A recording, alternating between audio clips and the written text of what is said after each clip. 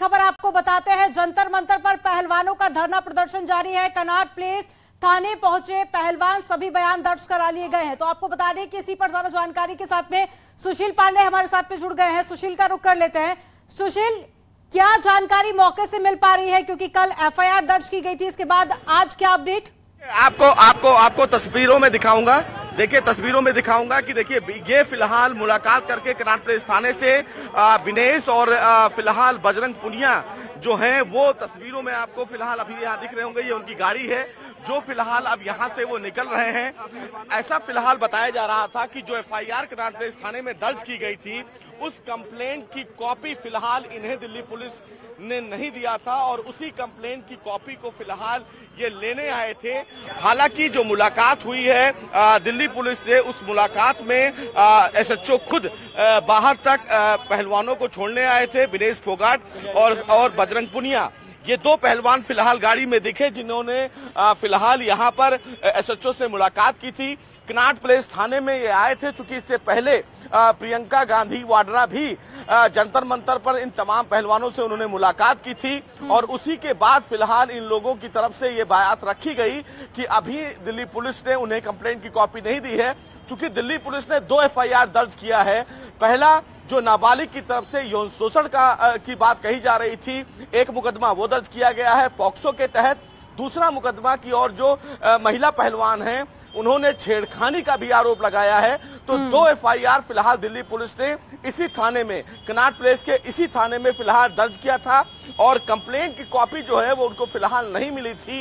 ये आरोप लगाया जा रहा था कि चूंकि इस मामले में जो पीड़ित हैं उनको फिलहाल कंप्लेंट की कॉपी मुहैया कराना आवश्यक है और इसीलिए फिलहाल यहाँ पर मुलाकात करने वो आए थे कि उनको कंप्लेंट की कॉपी, जो एफआईआर की कॉपी है वो उनको दी जाए। यहाँ से निकलने के बाद तमाम जो पहलवान हैं वो वापस जंतर मंतर चले गए हैं। ये बताया जा रहा है कि सुशील, कल पहलवानों का जो गुस्सा था वो इस बात को लेकर देखा गया कि एफआईआर की जो कॉपी है वो हमें नहीं दी गई है और ऐसे में किन धाराओं के तहत मामला दर्ज किया गया है, ये भी सवाल उन्होंने उठाया था। आपने बताया कि एफआईआर की कॉपी नहीं दी गई, क्या पहलवानों को ये जानकारी दी गई कि वो कौन कौन सी धारा है जिसके चलते मामला दर्ज किया गया है? जी देखिए, जो मुलाकात हुई है उस मुलाकात के बाद ये जरूर माना जा सकता है कि दिल्ली पुलिस की तरफ से उन्हें कोई जानकारी दी गई है। वो फिलहाल अभी थोड़ी देर बाद क्लियर हो पाएगा कि क्या उनको फिलहाल कंप्लेंट की कॉपी दी गई है।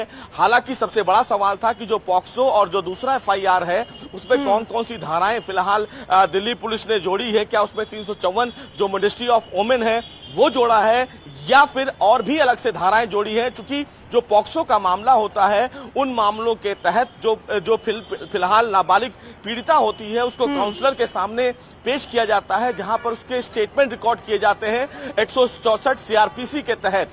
ये तमाम जो प्रक्रिया है वो फिलहाल दिल्ली पुलिस अपनाएगी, क्योंकि जब भी कोई एफआईआर दर्ज किया जाता है तो पीड़ितों का पूरा बयान रिकॉर्ड किया जाता है, स्टेटमेंट रिकॉर्ड किया जाता है। उसके बाद जिस पर शिकायत दर्ज कराई गई है उससे भी पूछताछ की जा रही है। सुशील, कल रेसलर्स की तरफ से यह भी कहा गया था कि वो धरने पर जब तक बैठे रहेंगे जब तक गिरफ्तारी नहीं हो जाती। ऐसे में गिरफ्तारी को लेकर क्या कोई अपडेट मिल पाई है? क्योंकि अभी तक जो जानकारी मिली है उसमें पॉक्सो के तहत मामला दर्ज किया गया, तो ये गंभीर धारा है, इसके तहत तो गिरफ्तारी बहुत जल्द हो जाती है। तो क्या गिरफ्तारी को लेकर कोई अपडेट?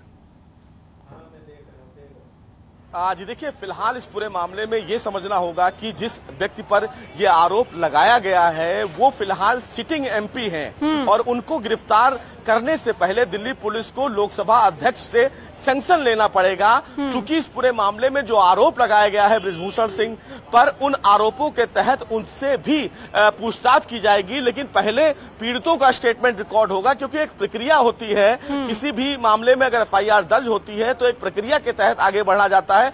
चूंकि बृजभूषण शरण सिंह एक सिटिंग एमपी हैं, वो फिलहाल अभी लोकसभा के सदस्य हैं, लिहाजा उनकी गिरफ्तारी तभी होगी जब लोकसभा अध्यक्ष के द्वारा दिल्ली पुलिस सैंक्शन लेगी। सैंक्शन लेने के बाद ही प्रक्रिया गिरफ्तारी के लिए आगे बढ़ेगी। दिल्ली पुलिस ने जो एफआईआर दर्ज किया है उस एफआईआर के तहत अब पीड़ित से फिलहाल पूछताछ करेगी, बयान उनका रिकॉर्ड होगा, उसके बाद संबंधित बिल्कुल। लेकिन सुशील, एक बात तो तय है कि यहाँ पर अब जो मुश्किलें हैं वो लगातार बढ़ती जा रही हैं।